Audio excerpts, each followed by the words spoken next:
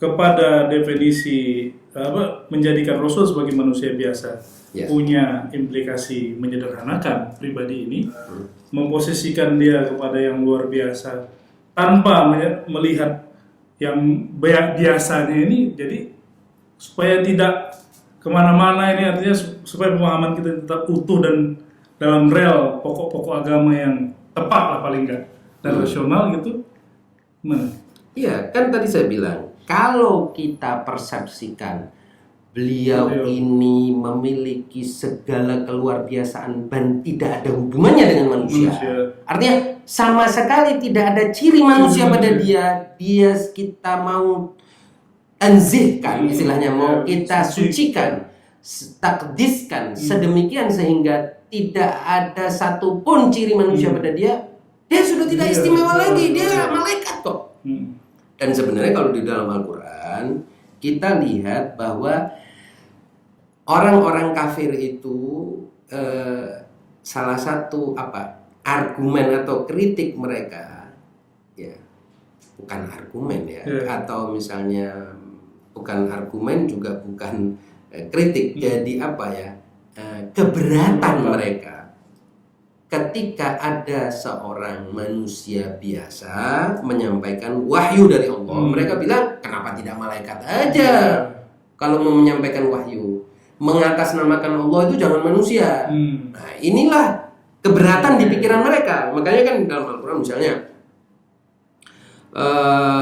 misalnya di dalam surah Al-An'am ayat 8 kan ucapan orang-orang itu, dan mereka berkata, qalu law unzila alaihi malakun walau anzalna malakan laqudhiyal amru thumma la yunzarun. Dan mereka berkata, mengapa tidak diturunkan kepada Muhammad malaikat? Jadi kenapa tidak didampingi malaikat?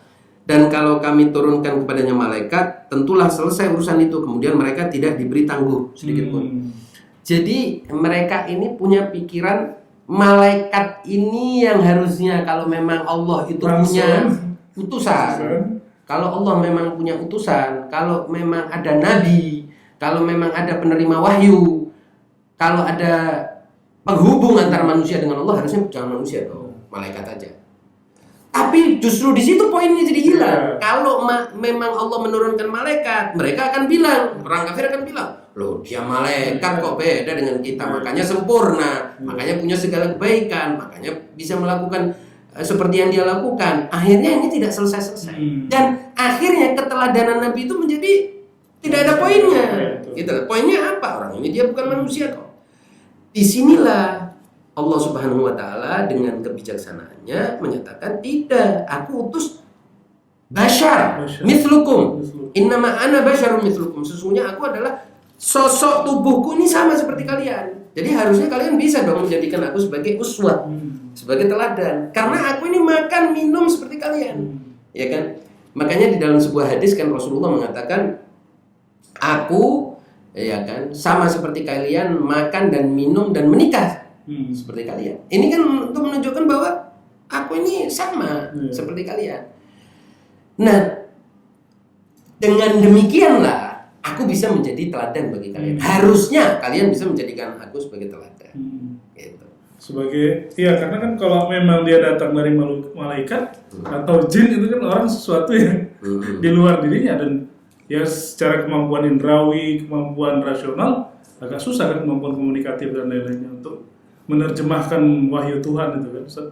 Iya, secara otomatis. Nah, sekarang gini, Ustaz. Kalau misalnya ada argumen manusia biasa atau Rasul itu sebagai manusia biasa, kan ada kecenderungan orang jadi seakan ya sama lah. Rasul sebagai manusia biasa mungkin juga punya kesalahan. Itu poin lain lagi. Jadi sebagian orang tidak punya, ini saya anggap sebagai tidak punya imajinasi untuk berpikiran bahwa ada manusia sosoknya biasa-biasa saja, maksudnya sosoknya sama seperti ciri-ciri manusia yang ada pada dia. Tentu Rasulullah itu ganteng, Rasulullah itu sangat menarik, Rasulullah itu punya kelebihan dalam tubuhnya wangi, tidak memiliki, tidak macam-macam lah. Bahkan disebutkan tidak pernah mimpi basah, tidak ini, tidak itu dan lain sebagainya. Tapi kan tangannya, mulutnya, matanya itu seperti manusia. Nah, tetapi manusia, sosok manusia yang seperti ini punya suatu sifat, ya kan, yang dalam madhab Ahlul Bait baik kita sebut sebagai ismah, terjaga dari dosa.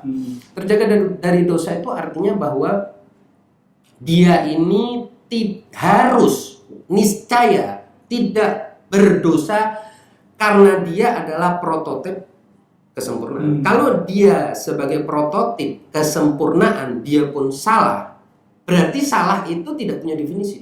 Karena apa? Barometernya apa salah itu? Barometernya salah itu kan sesuatu yang sempurna. Jadi sesuatu disebut salah ketika ada yang tidak salah. Kalau tidak ada, artinya dari mulai Rasul sampai seluruh manusia ini salah. Terus oleh sebab itu sebagian orang kemudian beranggapan apa? Oke, kalau gitu berarti kita perlu beranggapan ya. Mungkin beranggapan begini, bahwa karena Rasulullah itu manusia biasa, dia harus bersalah dong. Nah, justru poinnya adalah bahwa dia manusia biasa secara zahir, secara fisik, secara tampilan luar, tetapi dia luar biasa dalam sifat, dalam akhlak, dalam perbuatan. Sedemikian sehingga tidak ada orang yang bisa berargumen kelak atau di dunia bahwa manusia ini pada dasarnya memang sudah cacat pabrik. Allah menciptakan manusia ini tidak akan pernah bisa keluar dari kelemahan, kesalahan, kekurangan. Berarti Allah dong yang bersalah. Jangan sampai begitu. Kalau ada contoh di mana ada manusia yang sempurna, maka Allah akan mengatakan ini buktinya.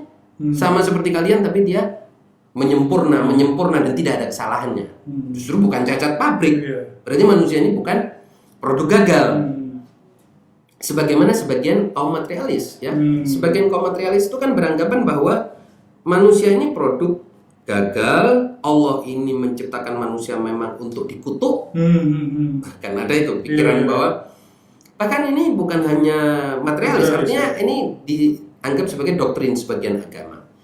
Sebagian orang yang merasa memahami agama secara keliru merasa bahwa manusia ini makhluk cacat yang dikutuk karena diturunkan dari surga dan gagal di dunia. Tidak mungkin dia berhasil, tidak mungkin dia sempurna.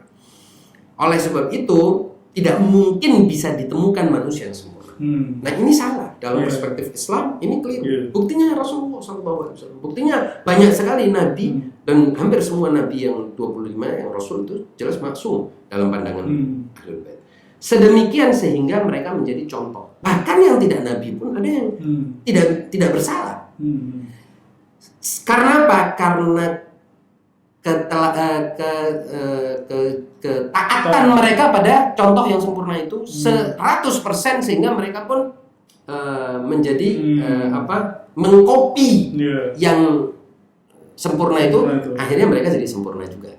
Jadi mengikuti yang sempurna maka mereka menjadi sempurna.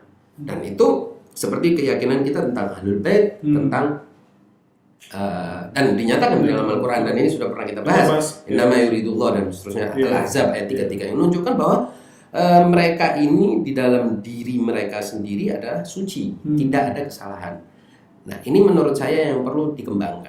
Justru berguna, justru pikiran bahwa Nabi itu secara tampilan fisik manusia seperti layaknya manusia biasa dengan sifat-sifat manusia biasa dan penampilan manusia biasa, tetapi bisa mencapai keluar biasaan dalam akhlak, dalam perbuatan, dalam sifat dan lain sebagainya. Justru itulah bukti mukjizat dari Rasulullah SAW. Kalau dia ini memang zatnya sudah malaikat, ya tidak ada pembahasan dan tidak relevan buat manusia untuk diikuti.